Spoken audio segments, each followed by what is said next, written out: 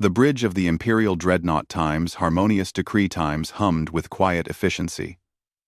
Commander Zelthros stood before the main viewport, his 4 eyes focused on the scanning display. 3 unknown vessels had entered collective space without permission, without announcement, without following any of the proper protocols that civilized species had used for thousands of years. Analysis, Zelthros commanded, his translator converting his clicks and whistles into galactic standard. The vessels appear to be primitive construction, Commander, his tactical officer reported. Welded hull plating, fusion drives that are at least 2 centuries outdated by our standards, and minimal shielding. We detect what might be weapons, but they appear to be industrial equipment modified for combat. Zelthros allowed himself a moment of satisfaction. Another primitive species stumbling into collective space, about to learn their place in the galactic order.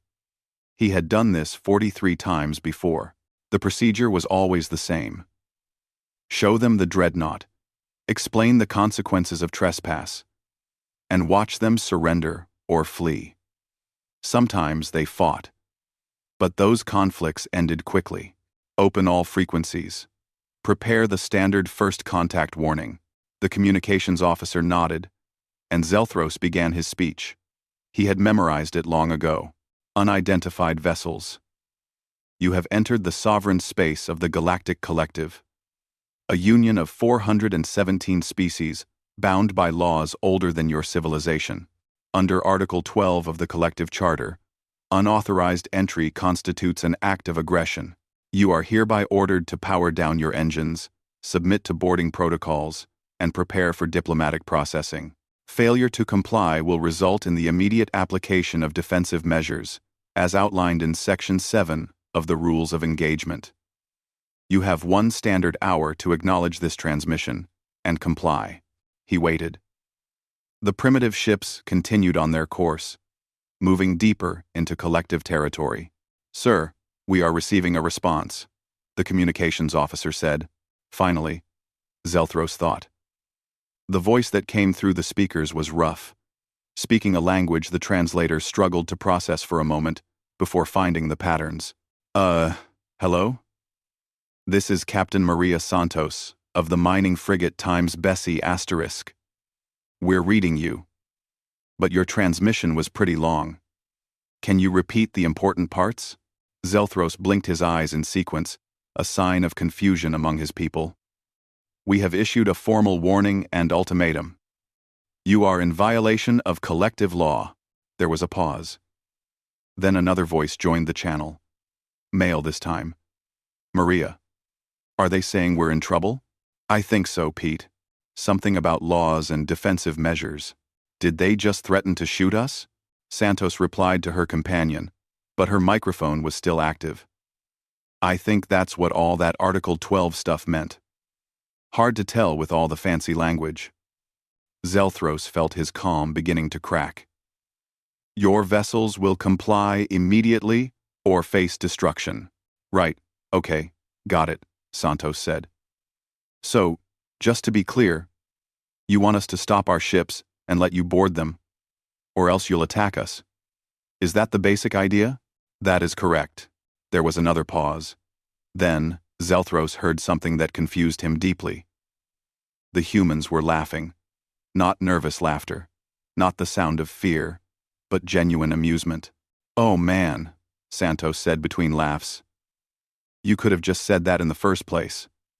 All that Article 12, Section 7 business. My grandma gives shorter lectures than that. The third human ship's captain joined the conversation.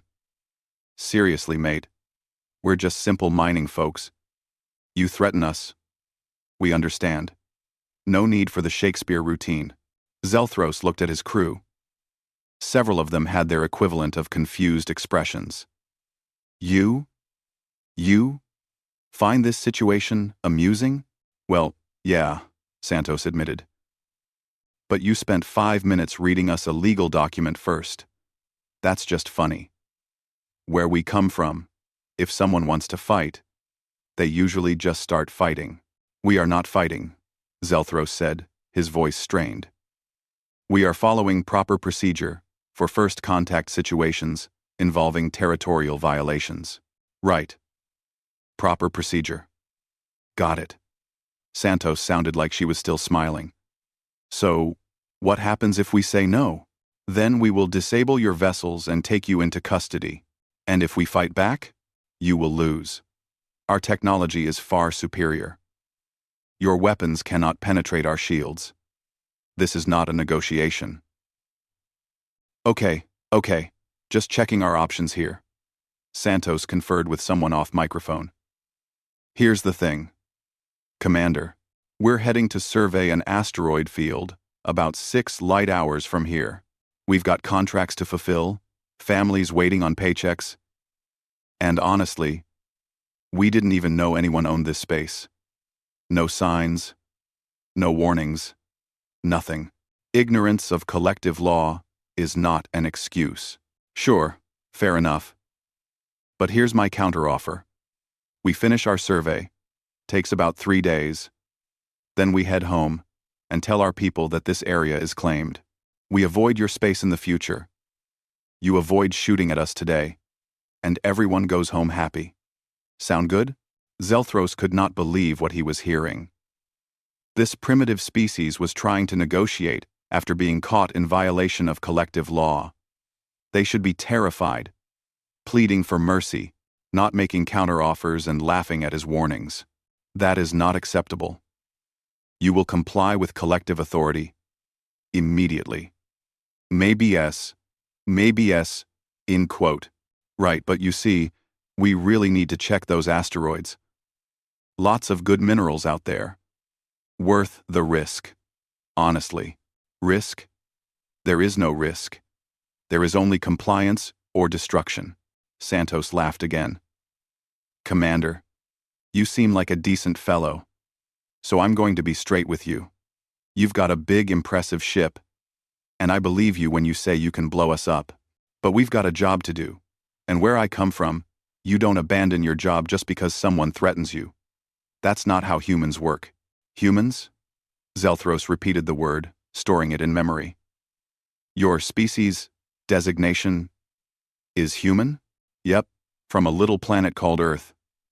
Nice place. Bit violent, but we like it. Your vessel will stand down, or I will open fire. You do what you've got to do, Commander. We're doing our job.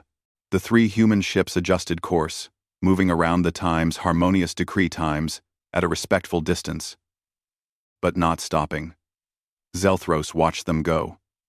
Completely baffled.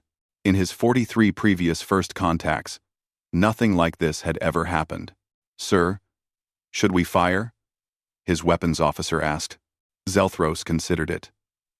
The humans were primitive, outmatched, and clearly insane. But they were not attacking. They were not even being hostile. They were just ignoring him. No, he said finally.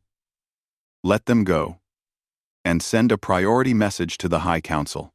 I think we have a problem. The High Council chamber of the Galactic Collective was a masterpiece of architecture and diplomacy. Representatives from over 400 species sat in carefully arranged sections, each designed to accommodate their unique biology. The chamber had witnessed countless debates, treaties, and decisions that shaped galactic civilization for millennia. Today, however, the mood was confused, rather than dignified. Council Speaker Mrathala called the session to order, his crystalline form chiming softly. We gather to discuss the matter of the species, calling themselves humans. Commander Zelthros has provided his report. The evidence is troubling. A holographic display activated in the center of the chamber, showing the 3 human vessels. Council members leaned forward, studying the crude construction. The ships looked like they had been assembled from spare parts and hope. Welded plates covered the hulls, in uneven patterns. The weapons appeared to be mining lasers and what looked like projectile launchers. These vessels entered our space without authorization, Mrathala continued. When confronted by an Imperial dreadnought, they did not surrender. They did not flee. They laughed. Murmurs rippled through the chamber. Several council members exchanged glances. Laughed? Counselor Vextris asked, her tentacles twitching with disbelief. At a dreadnought-class vessel? Yes. They found our warning procedures amusing. They compared them to what their translator called Shakespeare, which appears to be a form of ancient human entertainment involving excessive drama. The audio recording of Captain Santos played for the chamber. Her laughter and casual dismissal of the times. Harmonious decree times sent waves of shock through the assembled representatives. Some species had never been laughed at in their entire history. The concept was alien and somewhat offensive. We have located their home system, Mrathala said. A new display appeared, showing a small yellow star with several planets. The third planet, which they call Earth, is their homeworld. Initial scans reveal a population of approximately 12 billion. They have established colonies on 3 nearby systems and appear to be expanding rapidly. 12 billion on a single planet? Counselor Drethmos whistled in shock. That is dangerously overcrowded. What is their technological level? Primitive but developing quickly. They achieved faster-than-light travel only 47 standard years ago. They have no shielding technology, limited energy weapons, and their computers are adequate but unsophisticated. Then they pose no threat. Vextris said confidently. We issue a standard ultimatum. They comply or we enforce compliance. This is not complicated. Marath-Allah's form flickered, the crystalline equivalent of a nod. The legal committee has prepared the appropriate documentation. We will offer them probationary membership status, contingent on a 50 standard cycle evaluation period and immediate cessation of unauthorized expansion. The message was composed with great care, translated into the human language called English, and transmitted to Earth on all frequencies. It outlined the history of the collective, the laws governing member species, and the consequences of refusal. The military section was particularly detailed, including projected fleet compositions, estimated casualties, and economic sanctions that would be applied if humanity chose to resist. The collective expected a response within days. Perhaps weeks if the humans needed time to consult with their government. Instead, they received a reply in less than 6 hours. The transmission originated from a facility the humans called Unified Earth Command. A middle-aged human male, in a dark blue uniform, appeared on screen. His hair was cut short, gray at the temples, and he had a smile that the collective's xenopsychologists would later describe as predatory. Greetings. Galactic Collective, the human said. I am Admiral James Kowalski, commanding officer of Earth's Defense Forces. I've read your message. All 63 pages of it. Took me about 3 hours. He held up a data pad. Let me just say, this is comprehensive. Really thorough. I'm particularly impressed by Section 41, where you calculated our acceptable losses in the event of military conflict. That's actually kind of thoughtful, in a creepy way. Shows you really did your homework. Kowalski leaned back in his chair.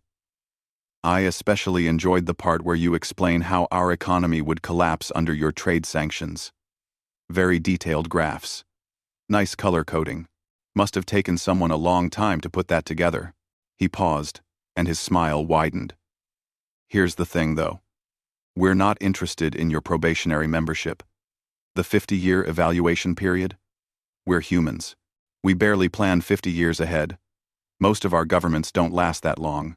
The Admiral stood and began walking. The camera followed him. You say we need to stop expanding. The problem is, we have 12 billion people on Earth and growing. We need space. We need resources. We need somewhere to put all these humans who keep being born.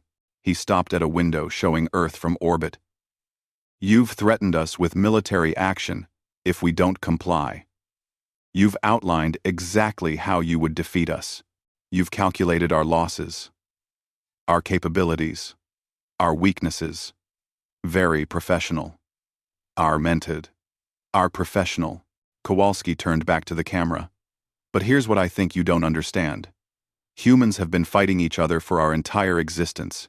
We've had more wars than most species have had governments. We've invented thousands of ways to kill each other, and we've gotten pretty good at it. Your threat assessment assumes we'll fight like you do, following rules and protocols.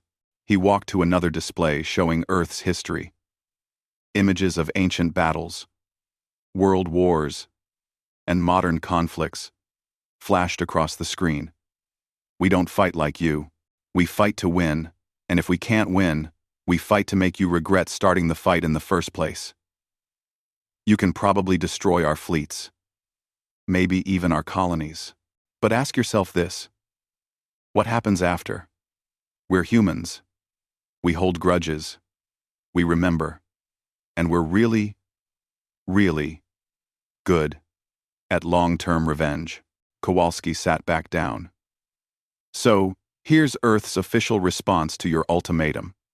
Thanks for the heads up about your existence. We'll take your concerns under advisement. Our colonial expansion will continue as scheduled. If you have a problem with that, well, you know where to find us. He smiled one more time. Oh, and about those economic sanctions? Kind of hard to sanction an economy you've never traded with, but points for trying. The transmission ended. In the council chamber, silence reigned. Finally, Councillor Vextris spoke, her voice barely above a whisper. Did that primitive species just refuse our ultimatum? Yes. Marathala. And threaten us? I believe so, yes. With revenge? Long-term revenge. Specifically, Drethmos stood, his scales flushing with color.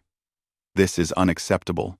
No species has ever refused a collective ultimatum and survived. We must respond with overwhelming force. The military committee is already preparing options, Marathala said. But even as he spoke, the crystalline being felt something he had never experienced in 3 centuries of service. Uncertainty. These humans were primitive and outmatched, but they did not seem to care, and that was more frightening than any weapon. The human colony of New Johannesburg orbited a gas giant in a system humans had designated as Delta Pavonis. 5,000 colonists lived there, mining helium-3 from the giant's atmosphere and building a new life far from overcrowded Earth. When the collective fleet arrived, most of the colonists were having breakfast. Fleet Commander Zalthor reviewed his forces with satisfaction. 20 warships, including 2 cruisers and a dreadnought. More than enough to blockade a primitive human colony and force their surrender. The collective had decided that a show of force was necessary. The humans needed to learn that refusing the Council's ultimatum had consequences. Open a channel to the colony, Zalthor ordered. His translator hummed as he began the formal declaration. Human settlement of New Johannesburg. This colony is now under collective blockade. You will cease all operations, surrender your vessels, and prepare for occupation. The response came from the colony's governor, a woman named Chen. This is Governor Patricia Chen. Could you repeat that? I think my translator is broken, because it sounded like you just declared war on us. This is not war. This is enforcement of collective law. Your species was warned. Right. Okay. Chen sounded remarkably calm for someone whose colony was surrounded by warships. Give me a moment to consult with my people. The channel closed. Zalthor waited, expecting surrender within the hour. Instead, alarms began blaring across his ships. Sir, the human defense fleet is launching. Defense fleet? Zalthor pulled up the tactical display. 8 vessels were accelerating from the colony's orbital stations. They looked even worse than the mining ships from the first contact. One appeared to be a cargo hauler with missile pods welded to its sides. Another was an ice processor retrofitted with what might be a railgun. This is suicide, Zalthor muttered. They cannot possibly think they can fight us. The human fleet spread into a loose formation, moving to intercept the collective ships. Chen's voice returned to the channel. Commander Zalthor, you've given us 2 choices: surrender or fight. We've decided to fight. You will be destroyed. Probably. But you'll remember us. The human ship designated Times, stubborn bastard Times, fired first, launching a spread of missiles that the collective point defense systems easily destroyed. But the missiles were a distraction. While Zalthor's ships focused on the obvious threat, 3 human vessels dove into a nearby debris field, using the cover to mask their approach. Tactical doctrine violation, Zalthor's tactical officer reported, confusion evident in his voice. They are using debris as cover. No one does this.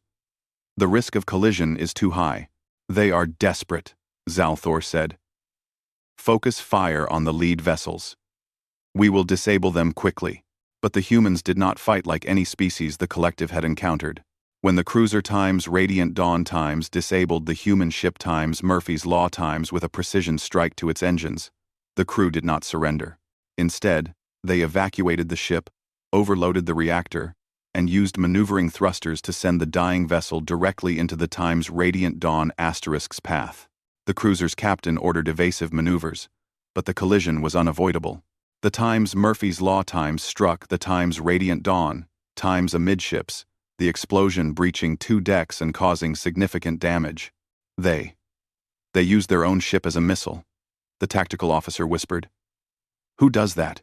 Throughout the battle, the humans employed tactics that seemed designed more to confuse than to win.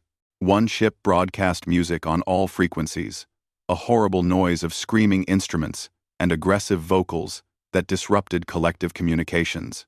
Another had painted insults in Galactic Standard across its hull. Your mother was a cargo container. And collective ships, 0 stars, would not fly again. The Times' stubborn bastard Times proved particularly troublesome. After being disabled by focused fire from 3 collective destroyers, the crew refused to surrender. Instead, they donned environmental suits, grabbed whatever tools and weapons they had, and launched themselves across the void toward the nearest collective ship. Sir, we have borders. The security officer aboard the destroyer Times, Sharp Retort Times, reported. At least 20 humans approaching with. Are those plasma cutters? The humans reached the hull and began cutting their way inside. Once aboard, they fought with a ferocity that shocked the collective crew. The humans had no advanced weapons, just handheld projectile guns, knives, and improvised explosives. But they fought with a determination that seemed divorced from rational survival instinct. Captain Vorthek of the Times, Sharp Retort Times, watched security footage in horror as a single human female held a corridor against 6 collective security officers. She was wounded, bleeding from several cuts. But she kept fighting. When her weapon ran empty, she used it as a club. When that broke, she used her fists. This is insane, Vorthek said. They have already lost. Why do they continue? His first officer had no answer. The humans fought deck by deck, corridor by corridor, forcing the collective crew to fight for every meter. They left crude messages spray-painted on the walls. Earth remembers. And give us hell. After 3 hours of close-quarters combat, Captain Vorthek made a decision that would haunt him for the rest of his career. He ordered his ship to withdraw from the battle, abandoning the fight not because he was losing, but because the cost of winning was too high. The humans had inflicted more casualties on his crew in 3 hours than he had experienced in 20 years of service. Fleet Commander Zalthor watched the Times, Sharp Retort Times retreat and felt something crack inside his certainty. The battle was going in the collective's favor tactically. They had disabled 4 human ships and damaged 3 more. But the humans refused to stop fighting. Every victory felt hollow because the humans made them pay for it in blood and terror. When Governor Chen contacted him again, her image appeared on his screen. She was in a combat suit, a rifle slung over her shoulder, and she looked tired, but defiant. "Commander, how many of your people have died today?" she asked. "That is not your concern. I'm guessing more than you expected when you showed up this morning. Here's the thing about humans, Commander. We lose battles all the time. We're actually pretty bad at winning. But we're really, really good at making you regret starting the fight. Zalthor stared at her. Your colony will fall. Your ships are destroyed or disabled. Yep. You win. Chen smiled, but there was no humor in it. But you'll remember New Johannesburg. Every one of your captains will remember how humans fight. And when you think about attacking the next human colony, you'll remember what it cost you here. She was right, and Zalthor knew it. The battle was won, but it felt like a defeat. He had lost ships, crew members, and something more important. The certainty that overwhelming force meant easy victory. Withdraw the fleet, he ordered quietly. Send the report to the High Council. As the collective ships retreated, the surviving humans at New Johannesburg began repairs and tended their wounded. They had lost the battle. But as Governor Chen told her people, that was not the point. The point was to make the galaxy understand that humans did not surrender easily. In the council chamber, when Zalthor's report arrived, the representatives sat in stunned silence. One counselor finally spoke. They lost? But they won? Yes, Mrathala said simply. I believe that is exactly what happened. Xenopsychologist Trell Mora had studied 17 species during her long career. She understood the trading instincts of the Grethaki, the philosophical nature of the Vexlorians, and the mathematical precision of the crystalline chorus. But humans confused her in ways she had never experienced. The council had given her an urgent assignment. Understand why humans fought the way they did. Understand why they laughed at threats and turned defeats into victories. Understand them before the collective made a terrible mistake. Trell Mora began with intercepted human communications from the New Johannesburg battle. She listened to recordings of the crew of the Times, stubborn bastard Times, as they prepared to board the collective destroyer. They were laughing, making jokes. They were about to attack a warship with plasma cutters and improvised weapons, and they found it funny. She studied human history next, pulling data from their public databases. What she found disturbed her deeply. Humans had been fighting each other for their entire recorded history. Not occasional conflicts like most species experienced, but constant, unending warfare. They had fought over territory, resources, ideas, religions, and sometimes for no clear reason at all. But more troubling was how they remembered these fights. Trell Mora found hundreds of examples of humans celebrating defeats. The Battle of Thermopylae, where 300 warriors died fighting a massive army. The Alamo, where a small group fought to the last person. The charge of the Light Brigade, which human historians called a disaster, but also commemorated in poetry and art. They build monuments to their defeats, she said aloud, alone in her research chamber. They write songs about losing battles. This makes no sense. She dug deeper, studying human biology. Their planet, Earth, was classified as what galactic surveyors called a death world. Extreme temperature variations, deadly predators, natural disasters, diseases, and 100 other hazards that would have stopped most species from ever developing civilization. But humans had not just survived. They had thrived. They had evolved as persistence hunters, chasing prey until the animals died of exhaustion. They could run for hours in heat that would kill most species. Their bodies were designed for endurance, for continuing when any rational being would stop. Trell Mora found human military doctrine and felt her understanding shift. Humans had phrases that no other species had equivalents for. Acceptable losses, Pyrrhic victory, fighting retreat, last stand.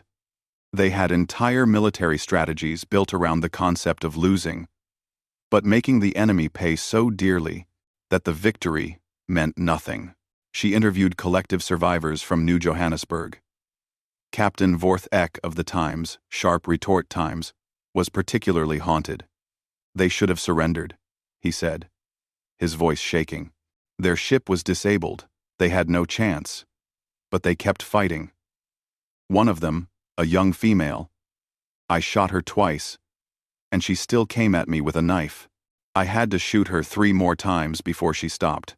He looked at Trellmora with eyes that had seen too much. She was smiling. Even as she died, she was smiling. Like it was all a game. Trellmora found human entertainment next. Movies, books, games, all filled with warfare. Humans consumed stories about combat for pleasure. They had entire industries built around simulating violence. Children played with toy weapons. Teenagers competed in virtual battles. Adults studied historical conflicts for fun. They have romanticized warfare, she wrote in her report. They do not just accept conflict as a necessary evil. They have made it part of their cultural identity. They have heroes specifically celebrated for defiant resistance against overwhelming odds. They have philosophical frameworks that glorify sacrifice in hopeless battles. She studied human languages and found words that had no equivalents in any other tongue: spite, stubbornness, bloody-minded determination. Concepts that described continuing when any logical analysis said to stop. The final piece of her research involved human evolution. She consulted with biologists who had studied Earth's ecosystem. What they told her was terrifying. Humans are apex predators, the lead biologist explained. But more than that, they are social apex predators. They hunt in packs, they plan, they communicate, and they pass knowledge between generations. Their brains are wired for pattern recognition and strategic thinking. They evolved these abilities not to avoid conflict, but to win conflicts. Against what enemies? Trellmora asked. Against everything. Against other predators. Against their environment. Against other humans. They have been in an arms race with themselves for millions of years. Every time they developed a better weapon, they had to develop better defenses. Every time they invented a new tactic, they had to counter it. The biologist pulled up an image of human anatomy. Look at their hands.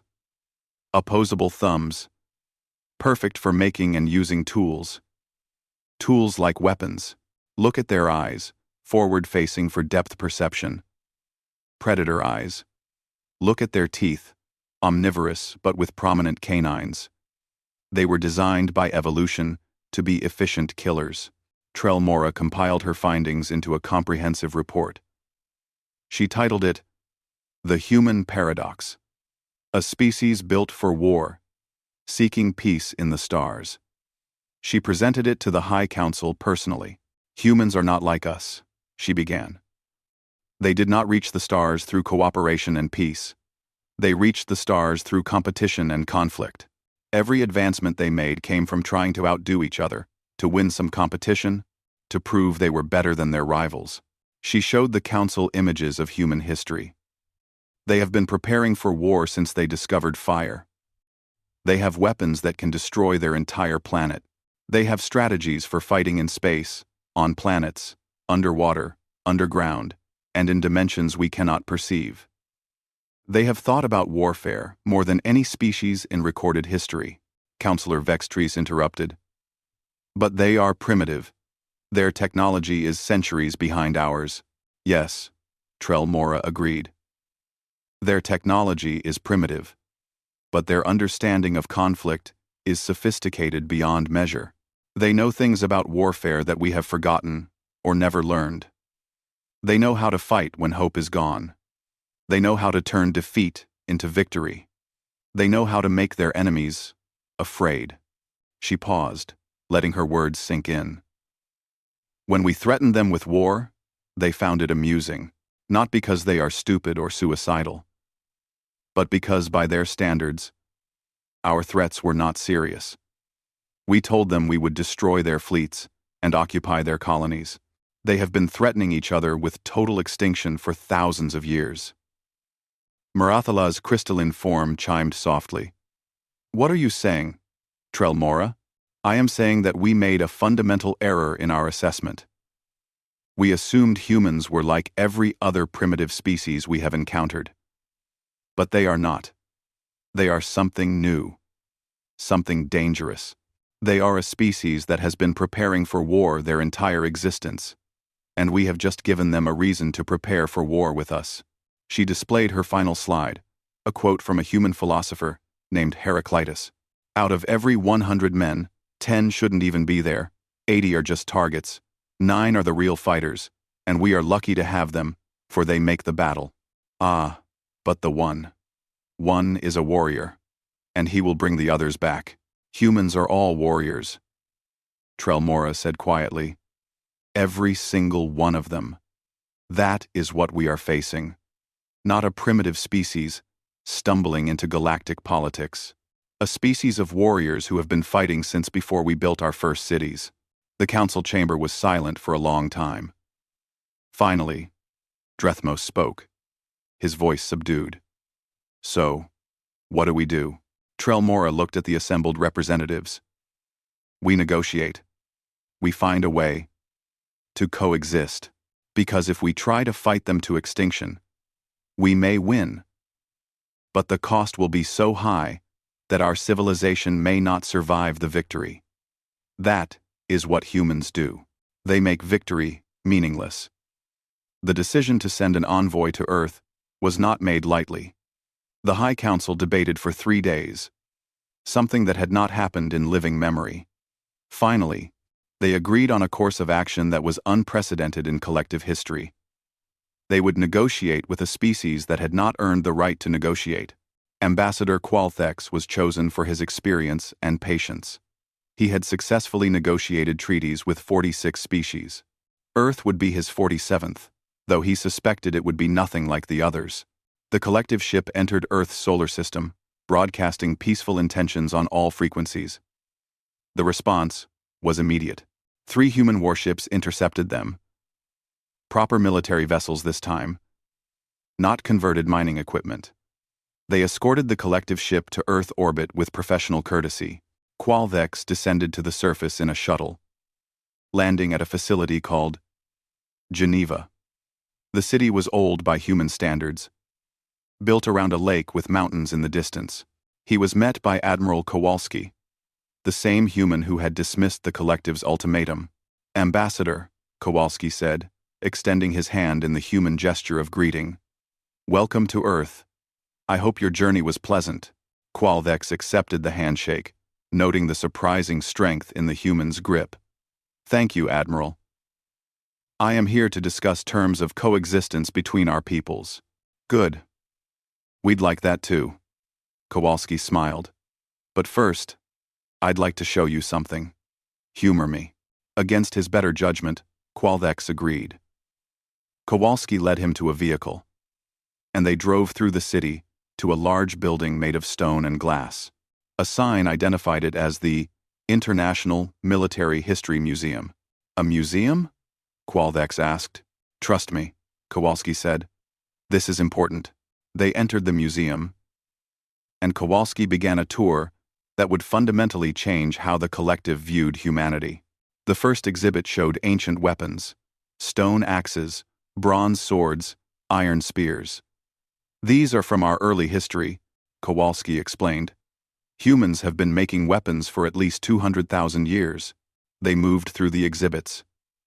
Medieval armor and siege weapons, cannons and muskets, machine guns and tanks.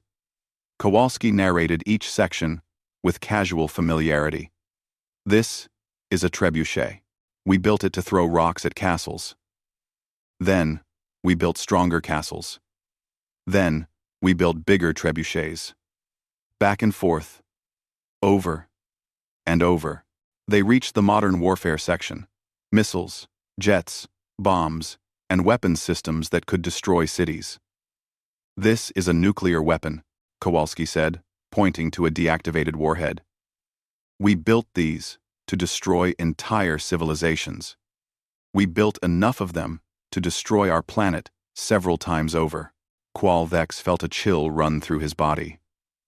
You developed weapons capable of destroying your own world? Qual. Yes. And we came very close to using them. Multiple times. But we didn't. We learned restraint, eventually. Kowalski moved to a final exhibit, showing space-based weapons and defensive systems.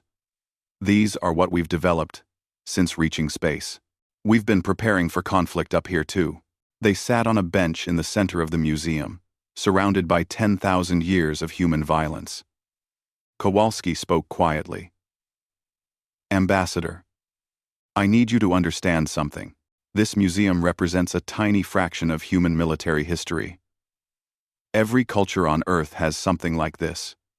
We have thousands of museums, millions of books, countless stories about warfare. It's part of who we are. Why are you showing me this? Qualthex asked. Because I want you to understand what you're dealing with. Your collective has been at peace for millennia. That's admirable. Really, it is. But you've forgotten what war really means. You've forgotten what it costs. Kowalski stood and walked to an exhibit showing the aftermath of a human conflict called World War II. Images of destroyed cities, millions dead, entire continents devastated. We did this to ourselves. 60 million humans died in this war alone. And you know what we did after? We rebuilt. We kept going. Because that's what humans do. He turned to face Qualthex. You folks have been at peace so long. You think war is about fleets and territories. It's not. War is about the willingness to keep fighting when any sane person would quit. War is about being willing to lose everything for a principle, or a grudge, or just because you're too stubborn to surrender. Qualthex felt understanding crystallize. You are saying that even though the collective would likely win a war against humanity, the cost would be unacceptable. Bingo. Kowalski sat back down. You could beat us. Probably. Your technology is better. Your fleets are larger. But how many of your people are willing to die for this fight? Because all of our people are. That seems irrational. It is. Completely irrational. But that's humanity for you. We're not always logical, Ambassador. Sometimes we're just stubborn and mean. They returned to the negotiation facility, and formal talks began. But the tone was different now. The collective representatives no longer spoke of ultimatums and probationary periods. Instead, they discussed mutual interests and cooperation. Counselor Vex Triss, who had joined via hologram, made a proposal. The collective has maintained peace for thousands of years through cooperation and diplomacy. But we have grown complacent. Our military forces are designed for defense and deterrence, not actual conflict. The events at New Johannesburg proved this. In quote. She paused, considering her words carefully. Humanity brings something to the galactic community that we lack. The understanding that peace must be backed by strength, the willingness to fight when necessary. Admiral Kowalski leaned forward. What are you suggesting? A partnership. Humanity joins the collective not as a probationary member, but as a full partner. Other species will handle diplomacy, trade, culture, and scientific advancement. Humanity will handle security and defense. You want us to be your military, Kowalski said flatly. We want you to teach us how to be a military again. Vex Triss corrected. The galaxy has been at peace for so long that we have forgotten how to fight. But peace does not last forever. There are threats beyond collective space. There are species that do not value diplomacy. We need humans to help us remember what we have forgotten. The negotiations continued for days. Details were worked out. Treaties signed. Agreements made. Humanity would join the collective as an equal partner, responsible for training and leading the collective defense forces. In return, humans would gain access to collective technology, trade networks, and knowledge. The final scene of Earth's integration into the collective took place at a joint training facility on a moon orbiting a gas giant. Collective recruits from dozens of species stood in formation, wearing new uniforms that blended collective and human design elements. Sergeant Maria Santos, formerly captain of the mining frigate Times, Bessie Asterisk, walked along the line of recruits. She had been offered a commission in the new joint military but declined, preferring to stay at the rank where she could directly train new soldiers. Listen up, she shouted. You've all been trained in your species' military traditions. You know tactics, weapons, and protocols. That's good, but you're going to learn something new today. You're going to learn how humans fight. A young Vexlorian recruit raised a tentacle. Sergeant, why do humans smile during combat simulations? Santos grinned. Because, kid, if you're not having fun, you're doing it wrong. War is terrible. It's destructive, and it should be avoided if possible. But if you have to fight, you might as well enjoy yourself. Makes the fear more manageable. She walked to a tactical display. The collective has been teaching warfare as a science. All calculations and protocols. Humans know something the collective forgot. War is also an art. Sometimes you have to improvise. Sometimes you have to do something stupid because it's so stupid the enemy will never see it coming. Like ramming a disabled ship into an enemy cruiser? Another recruit asked. Exactly like that. Santos pulled up footage from the Battle of New Johannesburg. The times Murphy's Law times was dead. In space. By all logic, the crew should have surrendered, but they turned their dying ship into a weapon. They made the enemy pay for their victory. She looked at the assembled recruits. That's what I'm going to teach you. How to turn defeats into victories. How to fight when hope is gone. How to make your enemies afraid, not of your weapons, but of your determination. In orbit above the moon, the Joint Fleet conducted exercises. Human ships flew alongside collective vessels, the crews learning to work together. The ships bore insignias from both Earth and the collective, symbols of a new alliance. Admiral Kowalski watched from the command center, standing next to Commander Zelthros, the same commander who had first encountered humans and found their laughter confusing. I never thought I would see this day, Zelthros admitted. When I met Captain Santos, I thought humans were suicidal or insane. We're a little bit of both, Kowalski said with a smile. But we're also survivors. We're really good at surviving. The galaxy is changing, Zelthros observed. With humans as part of the collective, nothing will be the same. No, it won't. But maybe that's a good thing. Your collective has peace. We have the ability to protect that peace. Together, we might actually make this work. A communication came through from the training facility. Sergeant Santos was requesting permission to run a live fire exercise with her recruits. Kowalski approved it, then watched as the diverse group of species began practicing human combat tactics. They were learning to fight dirty, to improvise, to never give up. They were learning that sometimes the best defense was an overwhelming offense, and sometimes the best offense was to make the enemy think twice about attacking in the first place. Most importantly, they were learning to smile in the face of danger. Because, as humans had proven, if you were going to fight, you might as well enjoy it.